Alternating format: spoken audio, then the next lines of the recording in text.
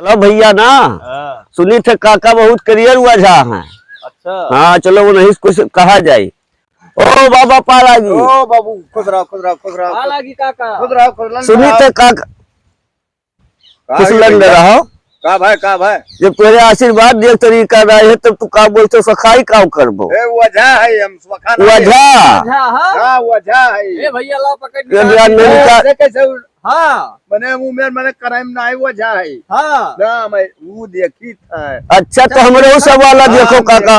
ए काका आओ दिखाओ। हां तो हमरे सब वाला देखो तो हां तो लाओ तो रो सकता देख ली। हां हम बहुत परेशान रही थे। हां भैया और कितो परेशानी आप दूर करो। हाँ और तुझे बस करना हुआ है। हाँ बाबू तो हम दूसरे को दिखाई नहीं भैया जौन है जौन हम करबे करब। हाँ हाँ तो बोलो का कौन कौन परेशानी है कि दिक्कत है? दिक्कत ही है काका। तो परेशानी ना है परेशानियाँ दिक्कतियाँ दोनों परेशानियाँ 12 बजे परेशान करते वो कैसे हो भैया? जब 12 बजे तो हमारे मेहरुआ अपने बिछौरुआ पैसे आए मच्छर ही बैठा ओ आईएमसी हाँ हाँ हाँ यह दिक्कत है काका। यका कौन में छोड़ेगो? यका तो हमारे पास 7 दवाई बा भैया।